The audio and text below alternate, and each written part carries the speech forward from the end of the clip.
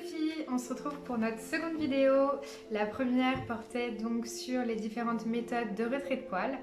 On a pu en déduire que la meilleure méthode restait donc la cire. Malheureusement, en cette période de confinement, il est impossible d'aller chez l'esthéticienne. C'est pourquoi aujourd'hui, pour cette seconde vidéo, nous allons réaliser ensemble la cire maison à base d'ingrédients de cuisine. Je voulais juste remercier une petite cliente, Viviane, pour cette petite broche sympathique. Suivez-moi! On se retrouve donc dans la cuisine afin de réaliser votre propre cire. Pour cela, on va avoir besoin de 150 g de sucre, 15 cl d'eau, 2 cuillères à soupe de miel, ainsi qu'un demi-citron. La préparation va se réaliser en 3 étapes. Une première pour travailler donc la texture de votre cire. La seconde où on y ajoutera des ingrédients assainissants et apaisants. Et enfin, la troisième sera juste la mise en récipient. Alors, on commence par mélanger le sucre et l'eau. Il est important de mélanger régulièrement votre préparation afin d'éviter donc les grumeaux ou la cristallisation du sucre.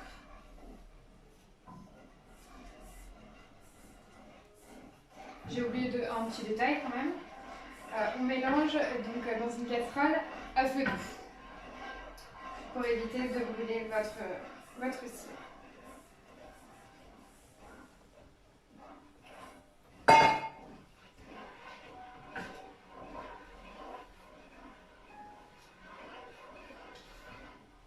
Alors, comme vous pouvez le voir, pour l'instant, la texture se trouve ainsi.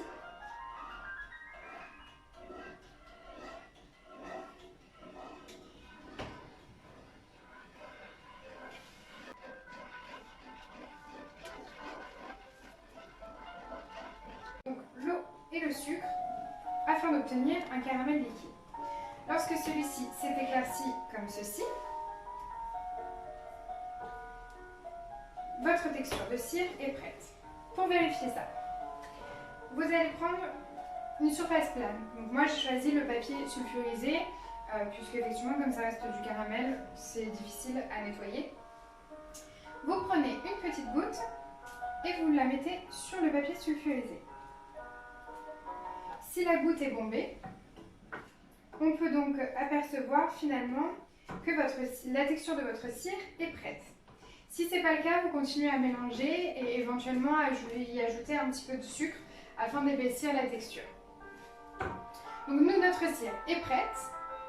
Il va falloir y ajouter le jus de citron, c'est la deuxième étape, pour le côté assainissant de notre cire.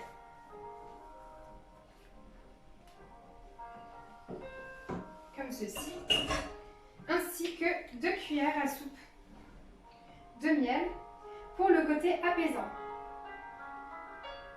Alors effectivement, le citron donc, assainit la peau, ne désinfecte pas puisque le désinfectant c'est pour toutes les surfaces inertes, donc le matériel, etc. Et on parle d'assainissant pour les surfaces vivantes. Voilà, donc on a mélangé notre préparation.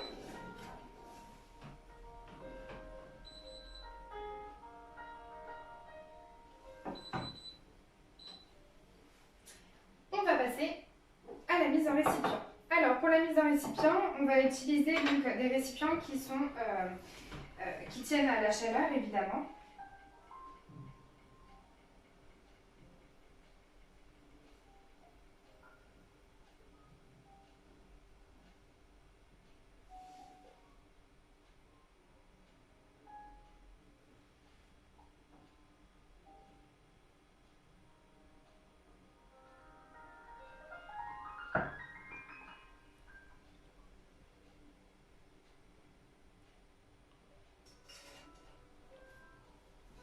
Voilà, comme ceci.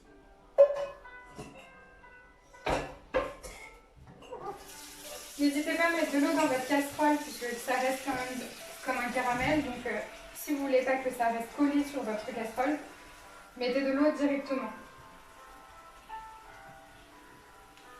N'attendez pas.